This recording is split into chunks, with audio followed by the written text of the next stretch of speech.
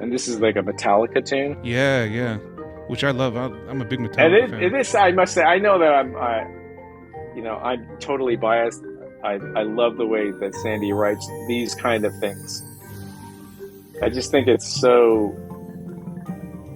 creates such a great texture with such interest and difficulty the whole way through. And then you got to keep in mind that the keyboards are playing and they're like right in the middle of it, and all of a sudden all the battery stuff is coming in. It just adds in, So, yeah. yeah, so they have to like on the field, they have to kind of keep an ear out for that. And all of a sudden it increases the demand and the difficulty level. And like I suppose we could have like a I don't know. I suppose we could have like a drum set player holding down the fort to make the interpretation of those tempos easier, but we don't. We just don't do that. So, No, that's cool. Who picked the Metallica chart?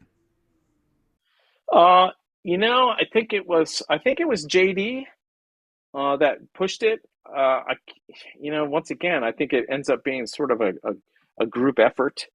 JD has just a terrific library and a wealth of knowledge of just different styles of music.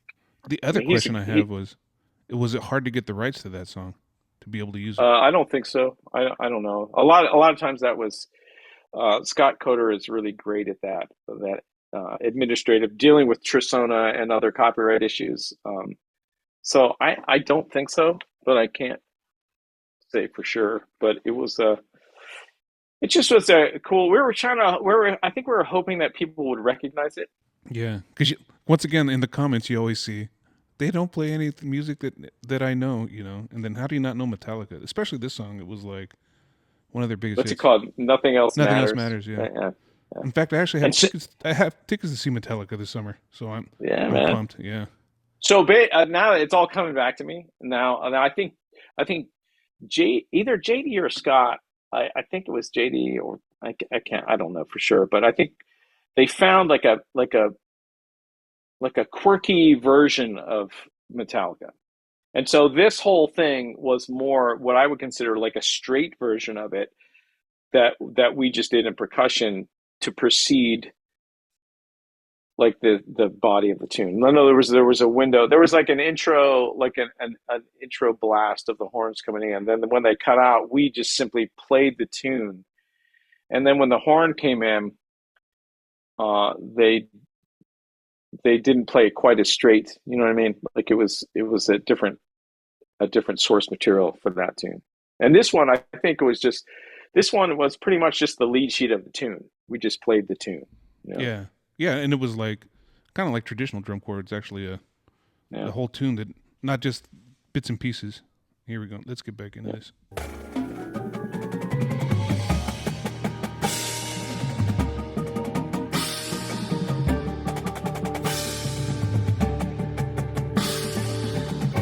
So like the halftime rock thing.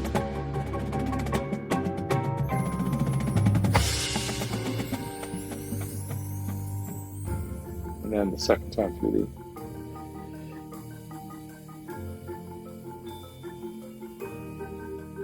used a couple of different ride cymbals.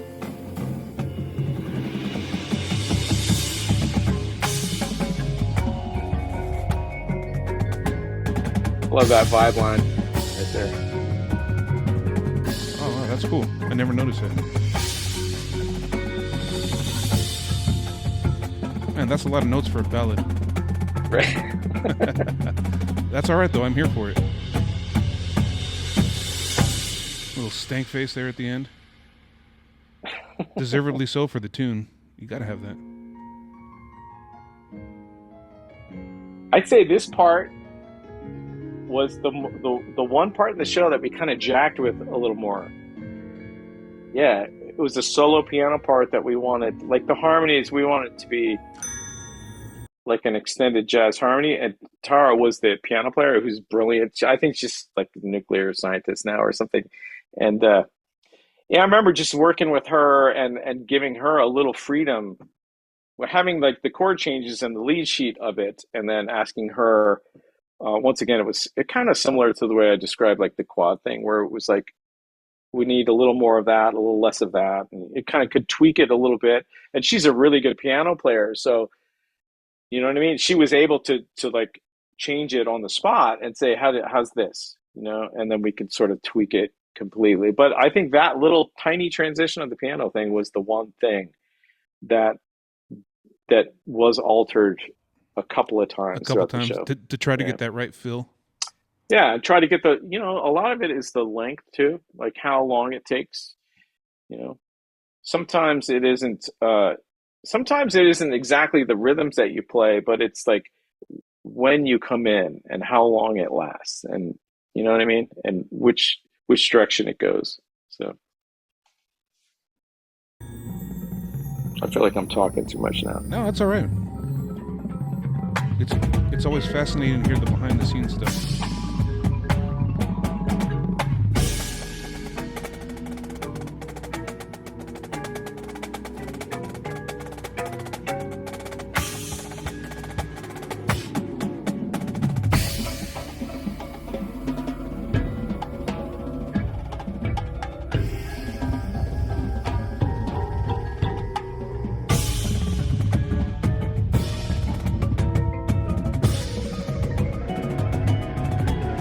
Nice and chill.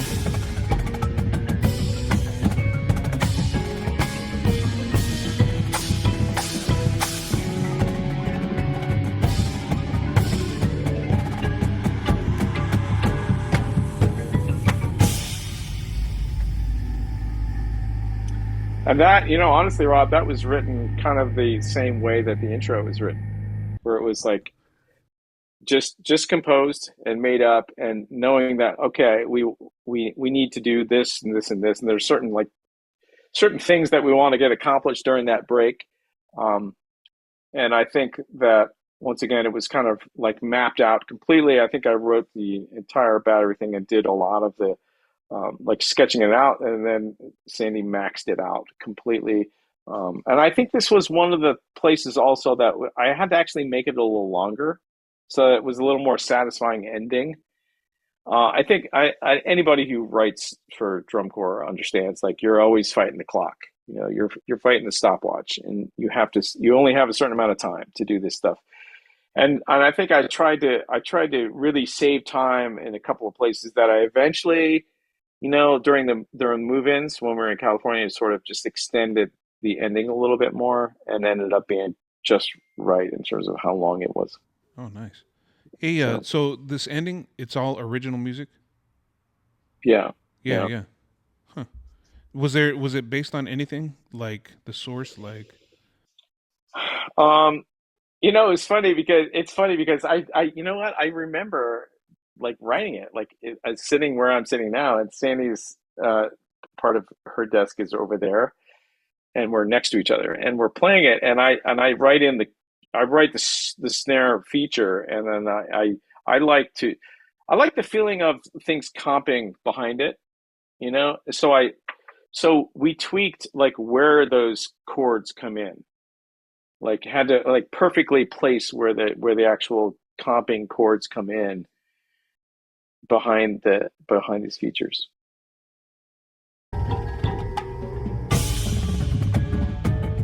Yeah, you go back. yeah, This is sort of towards the end. yeah.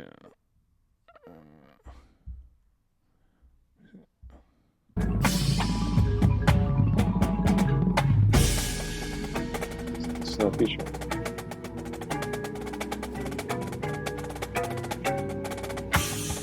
Man, I like all that stuff in the background. Yeah, and then the quarter notes diminuendo in there.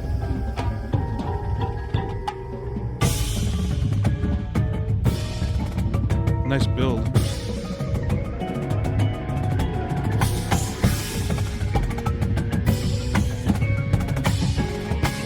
And this is where they're visually speaking the hardest stuff we did, I think. Oh, really?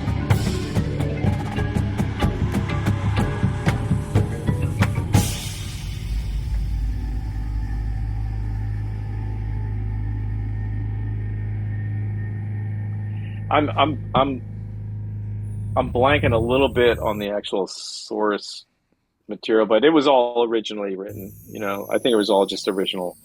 I think we took one. Oftentimes that we take one little piece of a motive and then just exploit it and try to disguise it and reconfigure it in a number of different ways. I mean, there's so many things in the shows that Sandy will like sneak quotes of other parts of the show in the part.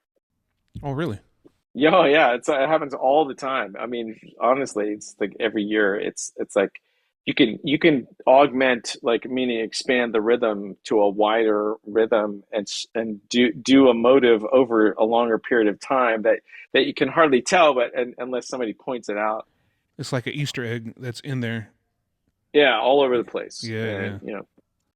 yeah, and I think Sandy is, I think Sandy's like a real theory nerd, and just really enjoys like that kind of depth compositionally, just to hide and disguise some things. So I'm pretty sure, and if I can remember, I mean, it's been years, but the comping aspect was part of a motive of a previous tune in the show, and that's why it seems totally like out of left field. But yet again, as you're listening to it, it seems to make sense because there's a deeper level of connection to the rest of the show. You know, I don't know much about front ensemble, but I like those the chord progression there at the end, like the eeriness of it. It was pretty cool. right?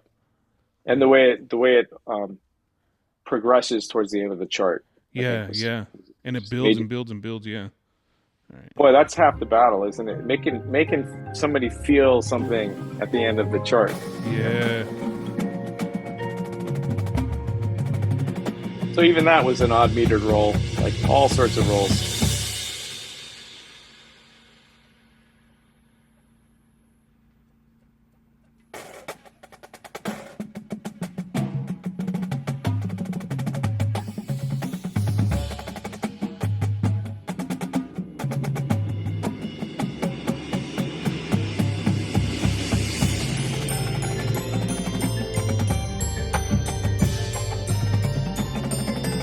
Nice big open part. Yeah.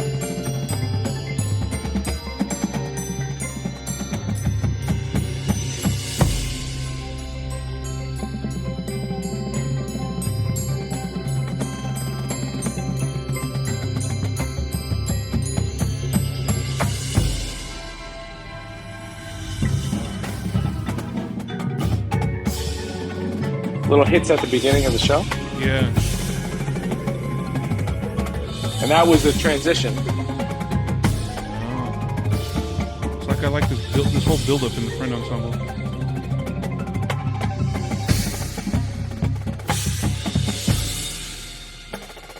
Different roll speeds happening throughout all of that.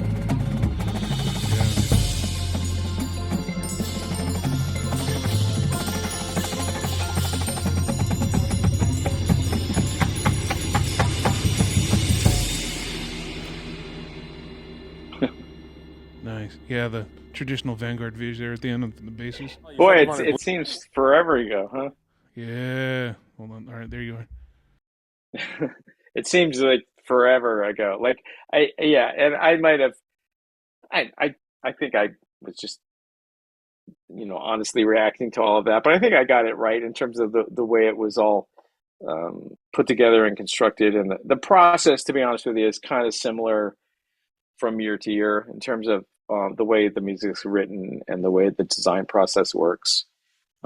It's not like one year is just really different than the next year in terms of just the process. The music's different and everything about the show is different. The look of the core is different, but the process of constructing it is kind of similar. The similar, yeah. You start Yeah. with like an idea, and then you give it to Sandy, and then you build from there. Well, it's every time that anytime that anybody describes like how it works, I always feel like it's a little simplified when we say that. It's a lot more complicated, and it's like a real collaboration. Obviously, as a composer, I'm very conscious of the fact that I like to make sure that people are recognized. I like when I'm recognized. If I wrote something that was cool, I like somebody to I like the recognition of knowing that happened. So I'm really conscious of the fact that I don't want to understate what anybody does in terms of just the writing process. And it's a lot more complicated than you think it is, in terms of the interaction between us. But like I've said in our previous talks, is that I think that Sandy likes parameters and she likes to have a corral and limit.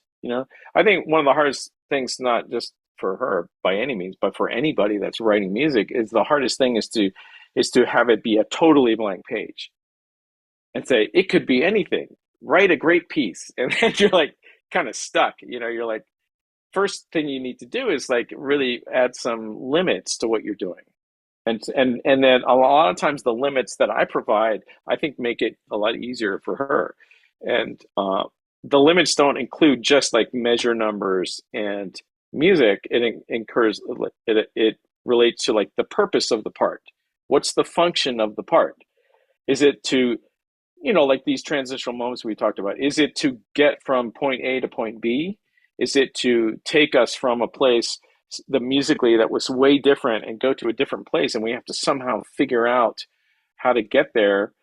Or the function of it is to be exciting, or is it to be mellow, or is it to feature somebody, or is it to support a brass solo? I mean, there's the purpose behind the part is oftentimes one of the most helpful parameters that you have. I like how you put it earlier. I think you said it was like a map. Here's the map, and you sit and map it out, and that's what you're looking at. Yeah. Yeah, and a map, there's always the treasure at the end, right? I mean, you're always going for the X, and there has to be a like a purpose and a direction that you're going someplace. So, all right, Paul. Well, thanks for hanging out with us and breaking this show down. And hopefully in the future we can do some more, because you have quite the years of repertoire to go through. And then plus we still got to talk about your other times with Phantom and Vanguard and also like Blast and some other stuff. So thanks for everybody. Thanks for tuning in. And Paul, we'll catch you at a later time, man, and hopefully sooner than later. But yeah, folks, like I said, sorry we didn't get to the Phantom and Vanguard talk, but we'll get there. Don't worry. All right. Take care, everybody. Rob. Thank you.